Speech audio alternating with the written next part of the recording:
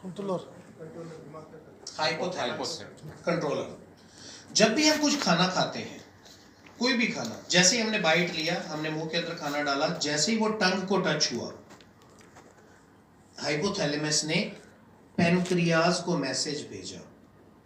Hypothalamus ने pancreas को message भेजा, बॉडी के अंदर खाना आ रहा है, अपने बीटा सेल्स को बोलो कि इंसुलिन को प्रोड्यूस करें।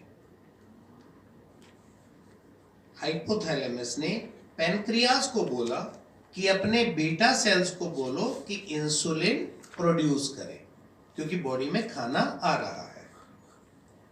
राइट? इससे क्या पता चला? पैनक्रियाज होती हैं, उसके अंदर बीटा सेल्स होते हैं जो इंसुलिन बनाती है। अब जैसे ही खाना अंदर गया हमारी बॉडी में, यहां के बाद नीचे उतरते ही वो एसिड है सारा हमारे शरीर के अंदर, एसिड में खाना आ जाता है। एसिड सबसे पहले डाइजेस्टिव प्रोसेस को शुरू करते हुए उस खाने को छोटे छोटे पार्ट्स में, पार्टिकल में तोड़ना शुरू कर देता है। This is the digestion process. जैसे ही वो थोड़े छोटे छोटे पार्टिकल्स में तोड़ता है, सबसे पहले आपके खाने में से क्या चीज बाहर आती है? Insulin, glucose. जैसे ही आपके खाने को वो एसिड छोटे छोटे पार्टिकल्स में ब्रेक डाउन करता है, उसमें से सबसे चीज पहले बाहर आती है ग्लूकोज। जैसे ही ग्लूकोज बाहर आया, अब आपके ब्लड में ग्लूकोज आ गया। अब आपकी जो कोशिकाएं हैं, जो रक्त की धमनियों के साथ साथ सारी बनी हुई हैं, उन कोशिकाओं के ऊपर समझो एक तरह का ताला लगा होता है। अब इंसुलिन तो आपके वहां पे नहीं आया, सबसे पहले ग्लूकोज आ गया। अब ग्लूकोज के आते ही दूसरी तरफ से पैनक्रियाज ने इंसुलिन को आपके ब्लड में डाल दिया, जो उसने बनाया था हाइपोथैलेमस के कहने पे। अब उसको आप समझ लीजिए चाबी, इंसुलिन चाबी है जो आपकी कोशिकाओं के गेट के ताले को खोल सकती है। वेरी सिंपल, थोड़ा सा ध्यान रखना, हिलने मत देना दिमाग को।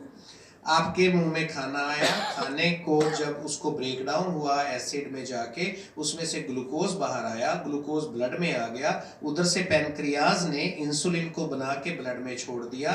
जो आपकी कोशिकाएं रक्त धमनियों के किनारे पे बनी हुई हैं, उनका दरवाजा बंद है, लॉक लगा हुआ है। जब तक वो सेल का लॉक नहीं खुलेगा, ग्लूकोज अंदर नहीं जा सकता। अब जो इंसुलिन है, जो चाबी है, उसने जाके वो कोशिका का ताला खोला, गेट खुला, ग्लूकोज अंदर, गेट बंद। Got it? वो ग्लूकोज जैसे ही कोशिका में गया, ग्लूकोज को कोशिका ने फ्रक्टोज में कन्वर्ट कर दिया और फ्रक्टोज को एनर्जी में। ये प्रोसेस कोशिका के अंदर हो जाती है। सिंपल साइंस है, आपने 7वीं 8वीं में पढ़ी होगी। जैसे ही ग्लूकोज कोशिका में जाती है, कोशिका उसको फ्रक्टोज में कन्वर्ट कर देती है और फ्रक्टोज को एनर्जी में। अल्टीमेटली आपने जो ग्लूकोज बॉडी में लिया था, वो आपका एनर्जी में चेंज हो गया। जब भी कभी आपको बहुत ज्यादा भूख लगती है, आप इमीडिएटली खाना खाते हैं, खाना खाते ही आपके शरीर में थोड़ी सी ताकत आती है। फील करते हैं आप कभी? वो इसी वजह से होता है कि आपकी बॉडी में जो ग्लूकोज गया था, आपकी सेल इंसुलिन ने उसको कोशिका में भेज के उस ग्लूकोज को फ्रक्टोज में और फ्रक्टोज को एनर्जी में कन्वर्ट कर दिया। This is the digestive process, this is the process how your glucose is being converted into energy. अब इसमें प्रोसेस में किसी को कोई समझ ना आया हो तो प्लीज पूछ लीजिएगा। इसके बाद अब आपकी ग्लूकोज एनर्जी में कन्वर्ट हो गई, किस्सा खत्म, खाना हजम हो गया। अब क्या हुआ? आपके बीटा सेल्स को डेली, सपोज कीजिए, एक टाइम खाने के लिए 5 ग्राम इंसुलिन बनाना पड़ता था। जैसे ही इम्यूनिटी वीक होती है आपकी बॉडी की, इम्यूनिटी वीक होते ही आपकी पैनक्रियाज वीक होने लगती हैं। पैनक्रियाज वीक होगा तो बीटा सेल्स वीक होंगी, बीटा सेल्स वीक होगा तो वो उतना इंसुलिन नहीं बना पाएगा। इम्यूनिटी सबकी कमजोर हुई है? क्या बात, एक ही आदमी की हुई है? सबकी हुई है। हुई है ना? Yes sir. तभी तो कोरोना ने आके सबको टांगने की कोशिश की थी। इम्यूनिटी अगर कमजोर हुई तो बीटा सेल्स कमजोर हुए, बीटा सेल्स में इंसुलिन का प्रोडक्शन कमजोर हुआ। क्या आपको इस समय कौन सा रास्ता अपनाना चाहिए था? अगर मेरे अंदर पूरा इंसुलिन नहीं बन रहा है तो मुझे क्या करना चाहिए? पैनक्रियास को एक्टिव करना चाहिए, पैनक्रियास को ठीक करना चाहिए। पैनक्रियाज को ठीक करना चाहिए। चलो गुड। और कुछ? चलो हम पैनक्रियाज को लेते हैं, हमें पैनक्रियाज को ठीक करना चाहिए। अगर पैनक्रियाज को ठीक नहीं कर पाते तो दूसरा रास्ता क्या है? इम्यूनिटी बढ़ानी चाहिए। Very good. इन दोनों से भी अगर नहीं चीज होती तो हमारे पास एक रास्ता बचता है ना, ये तो बिल्कुल बेकार चीज है। तीसरा चीज होता है कि आप खाना कम कर लो भाई, ग्लूकोज भी कम जाए। जब आप में इंसुलिन कम बन रही है, नहीं उसका रास्ता मिल रहा, तो बेटर है आप खाना कम कर लो, ग्लूकोज कम जाने दो। ग्लूकोज कम जाएगा तो उसके बराबर से उसको टेक केयर कर लेगा। अब आपके शरीर में जो आपने 1 किलो खाना खाया उसके लिए 5 ग्राम इंसुलिन चाहिए। अब वो 5 ग्राम आधे किलो को तो कर सकती है खाने को डाइजेस्ट, बाकी के आधे किलो को वो नहीं कंट्रोल कर पाएगी। और जो बाकी का आधा किलो खाना है उसमें से जितना ग्लूकोज आया वो सारा ग्लूकोज आपके ब्लड में घूमने लगा। अब आपका प्रोसेस शुरू, डायबिटीज का। ग्लूकोज आपके ब्लड में घूमने लगा, पर आपको इस चीज की कोई टेंशन नहीं हुई, आपने खाने में कोई कमी नहीं की, बल्कि और चीजें बेकार के खाने ऐड कर दी। अब धीरे धीरे वो हैबिट बन गई और आपकी ग्लूकोमीटर धीरे धीरे ऊपर उठने लगा। 90, 95, 100, 110, 120, ये धीरे धीरे ऊपर जाने लगा और आप डायबिटिक हो गए। अब यहाँ पे बात आती है, डायबिटीज शुरू हो गई आपकी बॉडी के अंदर। उस डायबिटीज के बाद लोगों को क्या प्रोसेस रहता है, ज्यादा से ज्यादा वो क्या करते हैं, एलोपैथिक मेडिसिन इमीडिएटली शुरू करवा देते हैं डॉक्टर। अब वो एलोपैथिक मेडिसिन आपने शुरू तो कर ली, एलोपैथिक मेडिसिन क्या करेगा? अब यहाँ पे एक सबसे बड़ा प्रश्न है, एलोपैथिक मेडिसिन क्या करता है? जो आपके बीटा सेल्स होते हैं उनको कंपेल करता है, निचोड़ता है, मतलब उनमें से इंसुलिन जबरदस्ती निकलवाता है।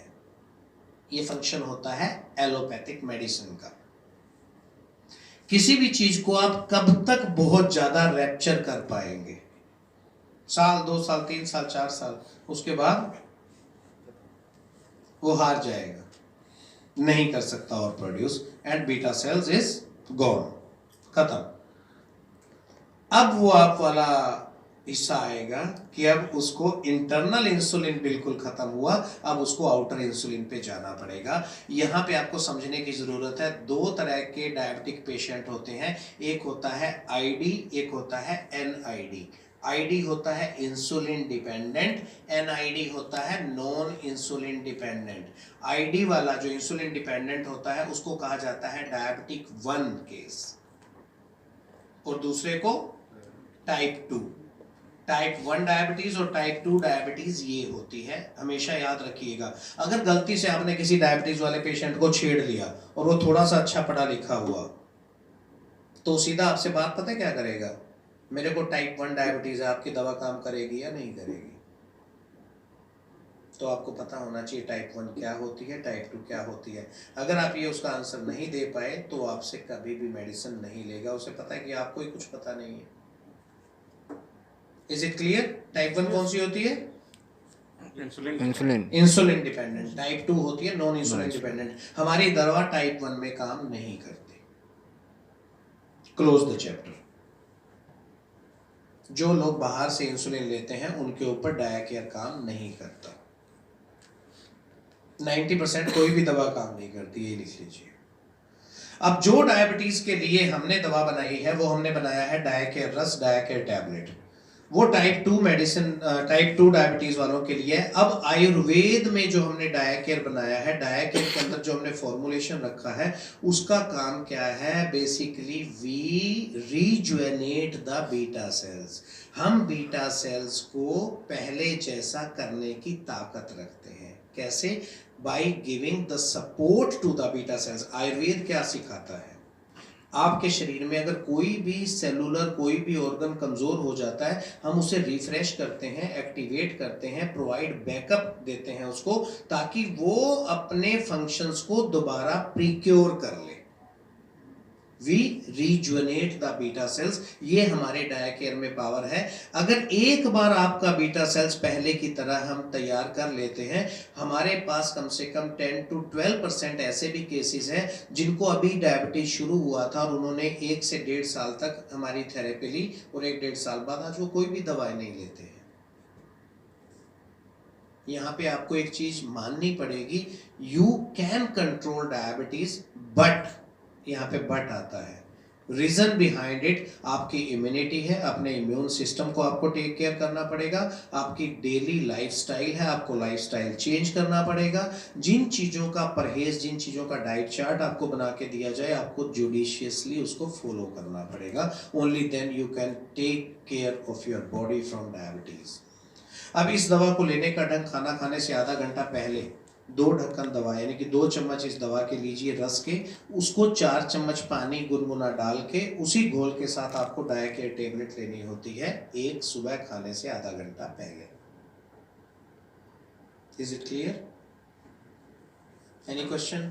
सर दोनों लेना होगा? इसको जरा रिपीट कीजिए। दोनों। सर रिपीट कीजिए। डायकेयर रस का 2 चम्मच, 4 चम्मच गुनगुना पानी, अब वो घोल बन गया। उसी घोल के साथ आपने डायकेयर टैबलेट लेनी है खाना खाने से आधा घंटा पहले मॉर्निंग में। अगर आपका जो फास्टिंग शुगर है इट इज अराउंड 110-120, तो आपके लिए एक टैबलेट ही सफिशिएंट है। इफ इट क्रॉसेस 120 तो आपको दोनों टाइम ये ट्रीटमेंट लेना पड़ेगा, मॉर्निंग एंड इवनिंग।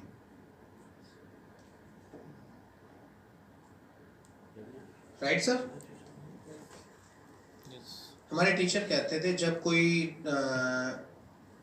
शिक्षक पढ़ा रहा हो और उससे सामने क्लास के बच्चे कोई क्वेश्चन ना करें, तो वो 2 सिचुएशंस होती हैं। या तो बच्चे बहुत इंटेलिजेंट है, उनको सब कुछ समझ में आ रहा है, या फिर ब्रैटली की बॉल है सिर के ऊपर से जा रही है, कुछ नहीं समझ में आ रहा। अब मैं आपको कौन से वाले बच्चों में कंसीडर करूं? समझ में आ रहा है? चलो गुड।